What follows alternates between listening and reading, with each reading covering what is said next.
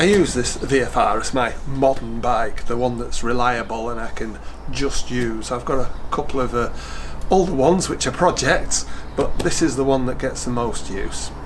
I made a video that said a few things I didn't like about the bike. I mean, VFR's a fantastic bike. One of the things was top heaviness, and if you watch the last video you'll see I removed the pannier rails and everything and the top box, because I think the top box and using the top box did make the bike feel very top heavy, and in the riding I've done since then I've been quite pleased. It's okay. But one of the other things was I'm an older man and I do struggle with looking over my shoulder and such like, and although the bars are not very lent forward, they're lent forward enough for it still to be an issue. And I have got bar risers on, before you rush to the comments. And it struck me that if I had more like Streetfighter type bars on, that not only would I be able to see better when I'm riding it, it might also impact numbness I get in my hands, which was another issue that I said, and the top heavy feel, because you'd have that bit more leverage. Anyway, there's a number of kits that can do this, and I don't know how 100% committed I am, but one came up for sale second hand. I will put a link to the main parts of it because they are really well made. If I hadn't seen them second hand, I would definitely have been buying this kit, so I will put links to them. But it came up second hand and I thought, well, I'll give it a go. Rather than keep thinking about it, I'll buy them, give it a go.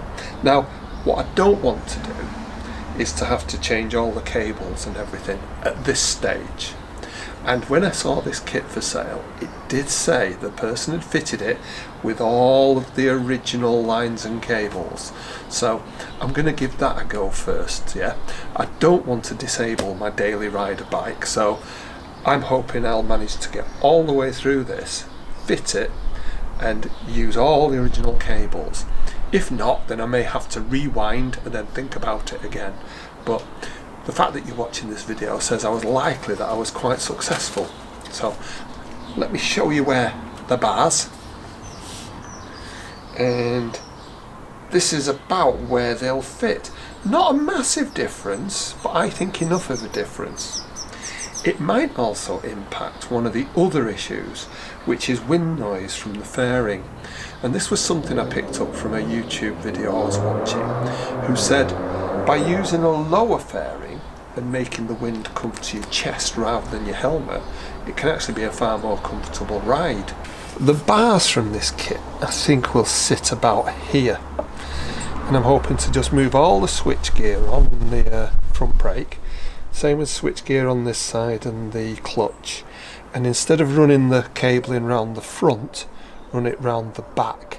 I'm hoping to just whip off the top yoke, and while I'm doing that I might actually be able to put in a clamp for my USB charger. I think that, although not a massive difference, will make quite a difference. My plan of attack with this is going to be, first of all, to remove the risers, remove the quad lock. Right. Having done that, I'm going to see if I can get the top yoke off, because obviously if I don't want to be disconnecting hydraulic lines, I do want to just be able to move them round. And if I can do that, then I'll move on to moving the switch gear onto the new bars, putting the new clamps on, and we'll see how we go from there. I'm hoping to fit in a bracket as well for my USB charger while I'm doing it. If nothing else, I may get that job done if I haven't done the rest of it.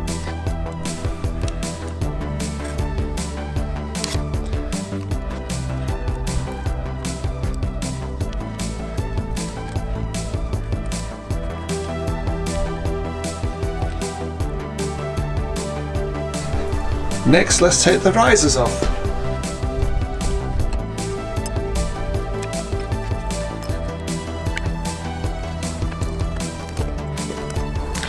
Pretty easy to put on, pretty easy to take off. So to take the top yoke off, obviously this is connected to wiring, which may be an issue, but there's two 12mm bolts on either side and this centre one. Now I put that back in there because this is pretty tight. Oh, I've got it.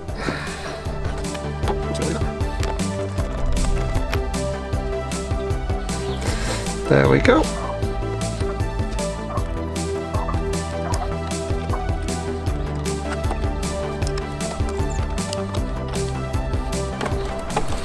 Well, it looks like that's going to come off okay.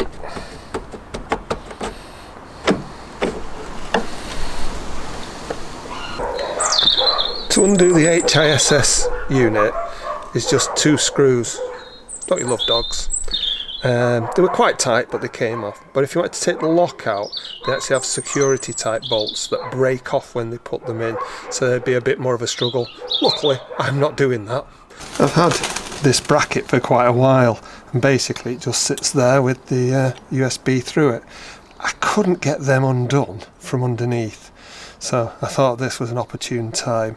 So this will fit on that side, so I'm going to put that on before I forget, because at least I'll have done that part of the job.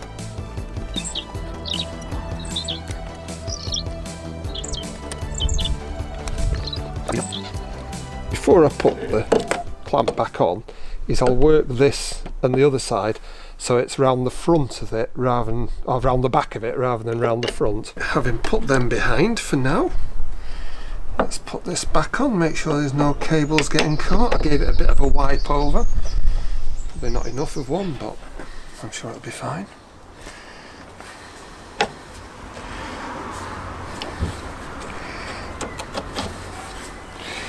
And just make sure nothing's getting caught.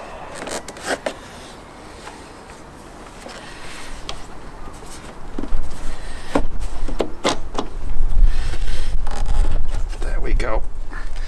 Let's fasten this back up and fasten them. So the next thing will be fitting the bars. These are motor CNC adapters, and absolutely fantastic quality. I can't say any different. But before I start tightening these up and putting the bars on, what I will do is I'll try and take all the bits I can off these for now, such as the clutch lever and the brake lever and the switches. The hand grip for the throttle side should be fine, but obviously I'm going to I can't take that off easily, we'll see. But I might try it with a different twist grip, and I might look at getting different hand grips. On the throttle side, 2 8mm screws to pull that off, and 2 cross-headed screws to pull this off, and then I've got all of that out. And on the clutch side it's going to be 2 8mm and 2 screws for the switch gear, and I'm going to leave the hand grip on for now.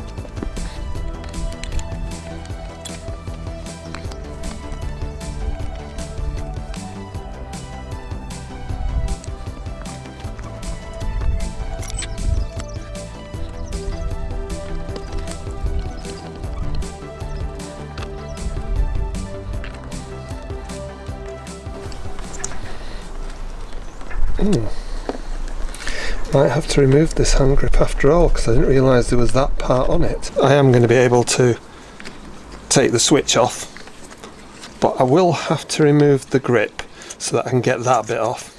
I'll just whip these tops off so I can get the bars across, and I'll try and fit the clutch reservoir and the brake reservoir, because those are the ones that worry me the most.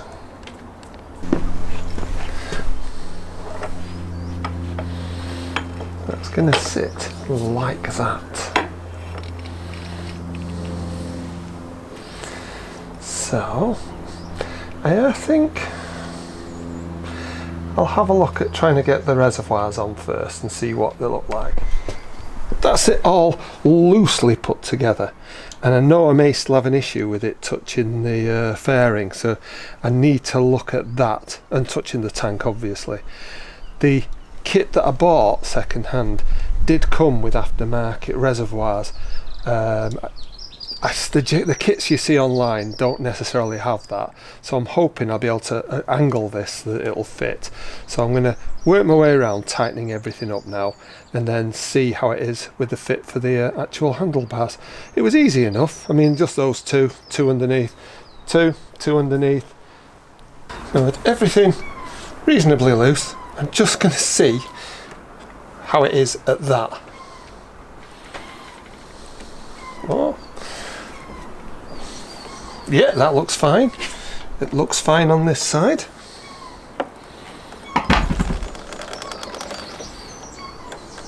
Now it gets a bit tight down here with the cables, so I'll have to have a look at that, maybe moving the wiring. But this certainly is okay, and this certainly is okay. So let's look about tidying it all up now. Hey, this actually looks like it's a goer. That's the bars on, tightened up, and everything's working. I have two issues that I'd need to address if I'm going to keep it like this. One is this catches onto the top of the suspension, so you can't move that quite far enough that way for this to clip into the little hole that there is for it. Now what I could do is change the line, which is one thing, or change the reservoir for the aftermarket one that I've got, so I'll consider that. Now I think that I can live with that for the moment, although I'm not happy with this not clamping down properly, but it'll work, and you know, there's not an issue. The issue for me that I'm going to have to really sort out before I do much with it is the throttle's fine till you get to about here. Now it works a treat, but the further you go the stiffer it gets. So I think I'm either going to have to adjust the throttle cables or get longer ones. I can't move this further forward. I think it's quite rideable because most riding positions it's going to be absolutely fine. I haven't tried yet to see when I do that, does it rev the engine up? If it doesn't, then situation happiness. But it's usable, but I couldn't, you know, it's not safe for long-term use at all. I've had a go at adjusting the cable, and actually I think it's fine now. It isn't quite as quick as you'd have expected going back at full lock, but I think that's safe to ride. So I still need to think about the cables, but I think that is going to be fine.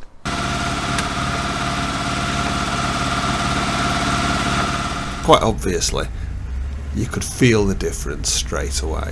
The bike didn't feel as top heavy moving it around with the bigger bars, but the biggest difference I found, and the thing that I've enjoyed the most, and I've ridden it a few times now, is that sitting up that little bit extra does make your vision around you so much better, so you can make better and quicker decisions.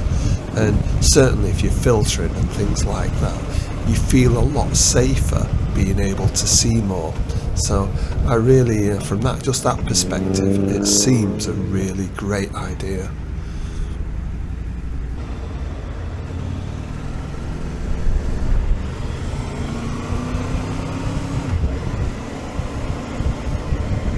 The fact that you're seeing over the top of the car as well does make quite a difference to your confidence levels.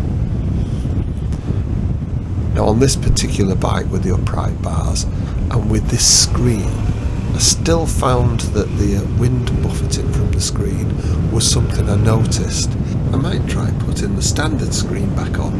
That might actually be a lot better, putting the wind against my chest rather than up just under my helmet. I did take a number of opportunities to see if I could incite the slight weave I sometimes felt. I think that was caused more by the top box though, so see the previous video about that. Certainly there doesn't seem to be any whatsoever when I'm not, you know, hanging on to the bars for grim death, so to speak.